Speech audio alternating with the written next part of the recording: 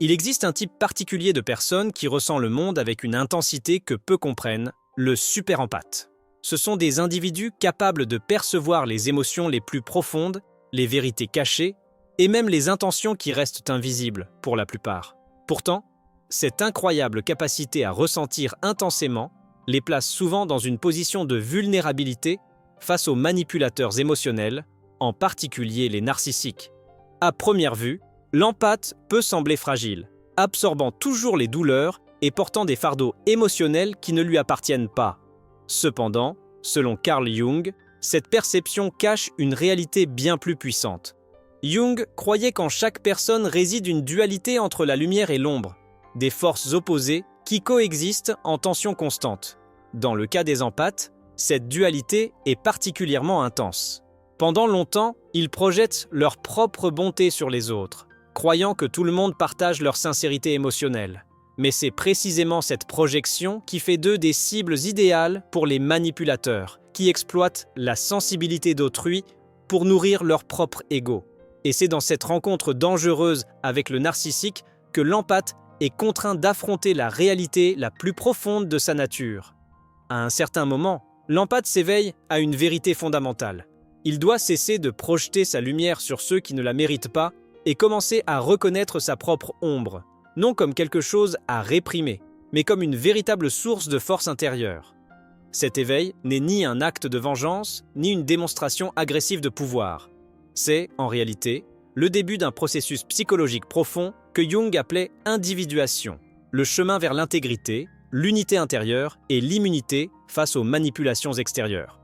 Dans cette vidéo, nous explorerons comment la psychologie profonde de Carl Jung révèle que, lorsqu'il devient conscient et entier, l'empathe se transforme en ce que le narcissique craint le plus. Quelqu'un qui ne peut plus être contrôlé, manipulé ou détruit. C'est cela, la véritable victoire. Une victoire silencieuse et paisible, mais qui détruit le narcissique en lui retirant la seule nourriture émotionnelle qui le maintenait en vie. Le pouvoir sur l'autre. Carl Jung décrivait que certaines personnes ont comme fonction dominante le sentiment, une forme de perception qui va au-delà du rationnel. Ce sont des personnes qui captent l'environnement, non pas par une analyse logique, mais par leur sensibilité émotionnelle. L'empathe vit cette réalité au quotidien. Il ressent la douleur de l'autre comme si c'était la sienne, il perçoit quand quelqu'un ment même sans preuve, et il reconnaît les subtilités dans le ton de la voix, le regard et les gestes. Cette fonction dominante du sentiment permet à l'empathe de créer des connexions profondes et authentiques, car il s'investit entièrement dans chaque relation. Cependant, Jung avertissait également que toute fonction psychologique, lorsqu'elle n'est pas intégrée de manière équilibrée, peut devenir un piège. Pour l'empathe, ce piège apparaît lorsqu'il croit que sa sensibilité n'existe que pour servir les autres. Cette croyance crée des failles émotionnelles qui permettent à des personnes manipulatrices d'entrer dans sa vie et de se nourrir de son énergie sans aucune limite ni réciprocité. C'est précisément cela qui attire le narcissique. Jung considérait le narcissisme comme une personnalité qui construit son identité autour d'une persona rigide, un faux self, sans aucun contact avec sa propre ombre. Pour maintenir ce masque, le narcissique a constamment besoin d'admiration, d'attention et de contrôle. Et il n'existe pas de meilleure source pour cette validation qu'un empathe qui n'a pas encore pris conscience de sa force. L'empathe se met alors à vivre en fonction des besoins du narcissique, croyant que, avec patience et amour, il pourra le guérir. Mais la vérité, selon Jung, est que ce cycle ne se termine que lorsque l'empathe comprend que sa fonction de sentiment n'existe pas pour sauver, mais pour guider. Et qu'en dirigeant cette sensibilité vers lui-même, il découvre un pouvoir que le narcissique ne pourra jamais atteindre. Pour Carl Jung, le narcissisme représentait l'une des expressions les plus extrêmes de la déconnexion avec le soi authentique. Il voyait le narcissique comme quelqu'un qui construit son identité uniquement sur la persona, ce masque social que nous portons tous pour interagir avec le monde, sans jamais accéder à sa véritable essence intérieure. Cette persona rigide, créée pour obtenir de l'admiration et exercer du pouvoir, cache un vide profond, car elle est totalement coupée de l'ombre, cette partie de la psyché où résident nos vérités refoulées, nos blessures non guéries et nos potentiels non réalisés. Le narcissique a donc besoin de nourrir en permanence ce faux self avec l'énergie émotionnelle des autres, car seul Il ne trouve pas en lui suffisamment de substance pour se maintenir. Et c'est précisément à ce stade que l'empathe devient si attirant pour lui. Alors que l'empathe voit la lumière chez les autres et projette sa propre bonté, le narcissique voit en lui une source abondante d'approvisionnement émotionnel. Quelqu'un qui donne sans limite, qui pardonne sans questionner et qui s'adapte aux besoins des autres sans réaliser qu'il est en train d'être vidé. Jung enseignait que toute relation basée sur la projection est vouée au déséquilibre. L'empathe projette sur le narcissique sa propre lumière, croyant que derrière sa froideur se cache de la bonté. Le narcissique, quant à lui, projette sur l'empathe son propre vide, espérant qu'il remplira ce qu'il est incapable de combler seul. Cette dynamique crée un cycle toxique d'idéalisation et d'exploitation. Cependant, selon Jung, cette projection ne dure pas éternellement. Il arrive un moment, dans le parcours psychologique, où l'empathe commence à retirer ses projections, voyant le narcissique non plus comme une personne blessée qu'il faut sauver, mais comme quelqu'un qui a choisi de vivre déconnecté de son propre soi. Et c'est à ce moment-là que tout commence à changer. Lorsque l'empathe commence à retirer ses projections et à voir la réalité telle qu'elle est, il entame un processus que Carl Jung appelait l'individuation. Pour Jung, s'individuer signifie devenir entier, en intégrant non seulement la lumière que nous montrons au monde, mais aussi l'ombre que nous préférons ignorer. Dans le cas de l'empathe, ce processus est marqué par un réveil douloureux mais libérateur. Il commence à reconnaître que sa tendance à donner sans limite n'était pas seulement de la compassion, mais aussi une manière inconsciente d'éviter de confronter sa propre ombre, la peur du rejet, le besoin d'acceptation et la terreur d'être perçu comme mauvais lorsqu'il pose des limites. Ce réveil ne se produit pas du jour au lendemain.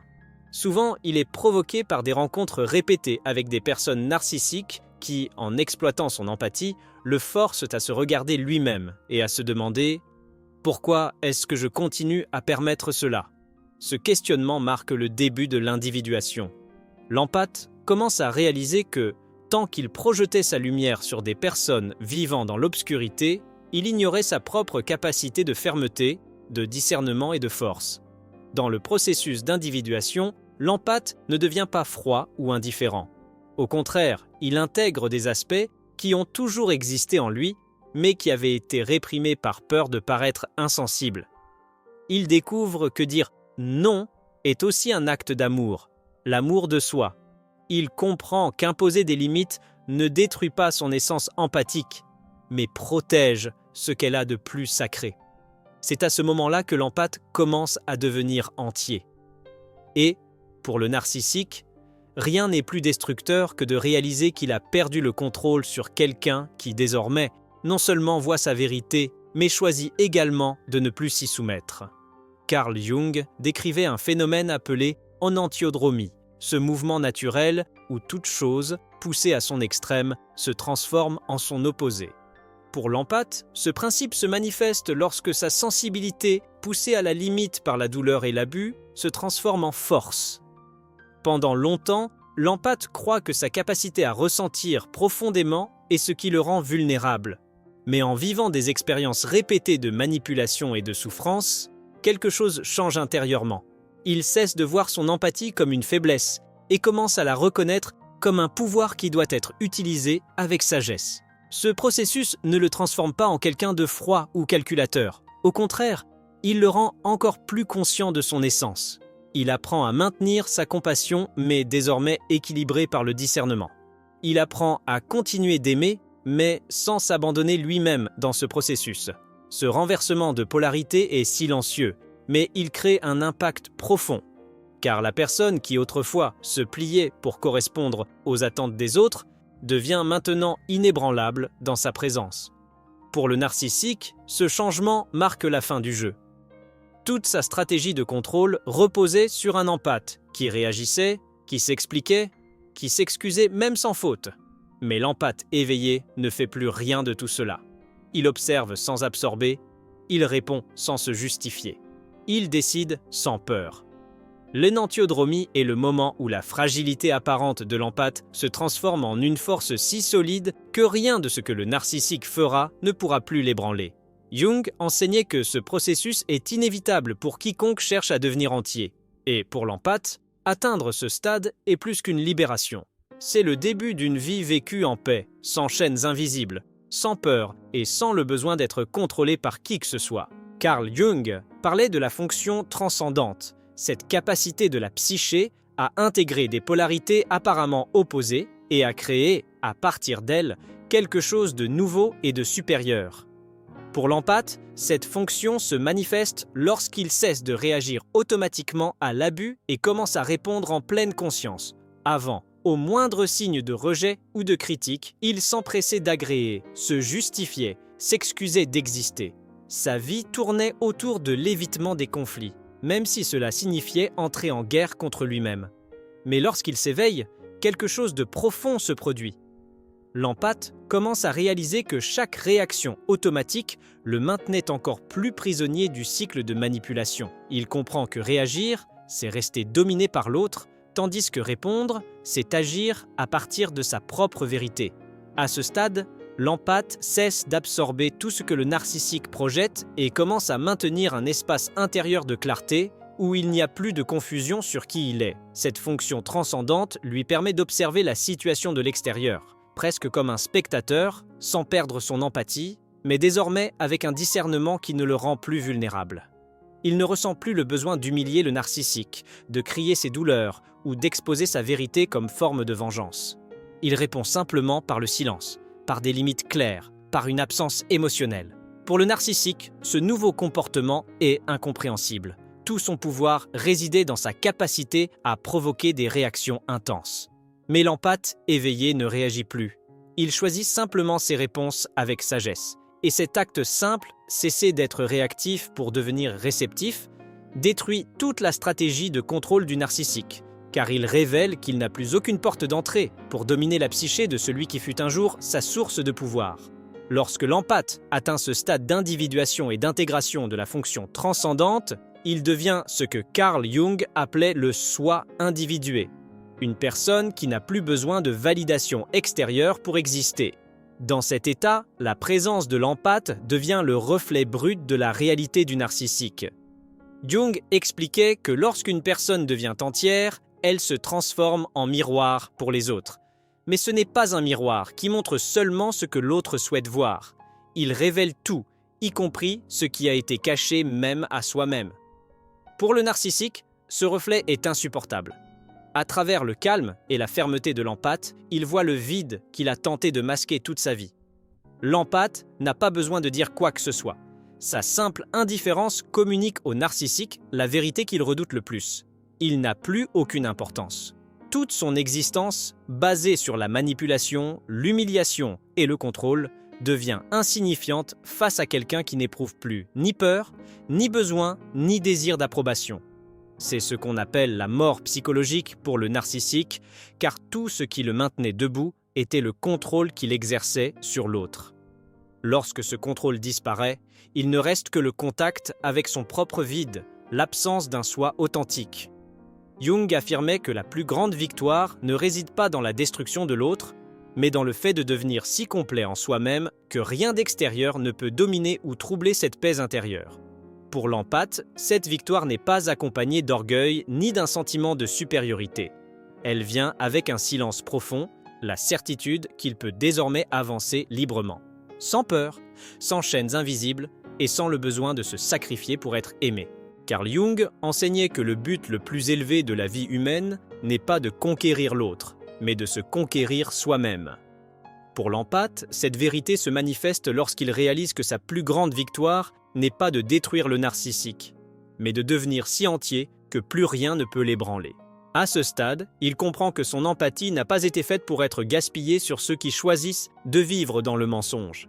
Il comprend que sa compassion n'existe pas pour guérir ceux qui refusent de regarder leur propre ombre. L'empathe éveillé commence à vivre à partir d'un nouveau centre de gravité, le soi. Il cesse de chercher l'amour chez ceux qui ne savent pas aimer et commence à s'offrir à lui-même les soins qu'il attendait des autres.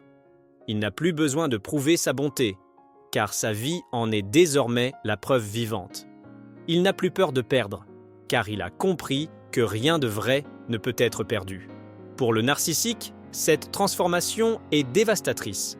Toute sa structure de contrôle dépendait de l'insécurité de l'empathe, de son besoin d'approbation, de sa peur du rejet. Mais lorsque l'empathe devient souverain de lui-même, il devient inatteignable. Le narcissique peut essayer de provoquer, de séduire, d'humilier, mais plus rien ne fonctionne. Ce nouvel empathe ne cherche pas la vengeance, car il n'y a plus de haine en lui. Il n'y a que la clarté, et cette clarté le guide loin de tout cycle destructeur. Jung disait que la personne qui intègre son ombre devient immunisée contre les manipulations extérieures. Et c'est cela qui détruit le narcissique. Réaliser que quelqu'un qui autrefois était si facile à contrôler marche désormais libre, portant en lui une paix si profonde qu'aucune attaque ne pourra jamais l'atteindre.